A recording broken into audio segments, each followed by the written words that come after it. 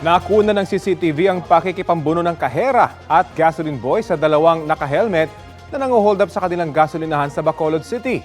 Pilit na hinahatak ng hold upper ang kahera habang yakap naman ng isa pa ang gas attendant. Maya-maya pa, binombahan ng gasolina ng gasoline boy ang nakayakap sa kanyang suspect. Makikita ang pagtakas ng mga hold upper habang tinututukan sila ng gas pump.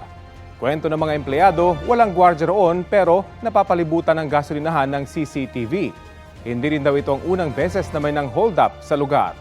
Patuloy na tinutugis ng pulisya ang mga suspect. Kapuso, alamin ang maiinit na balita. Bisitahin at mag-subscribe sa GMA Integrated News sa YouTube. Sa mga kapuso abroad, samahan nyo kami sa GMA Pinoy TV at sa www.gmanews.tv.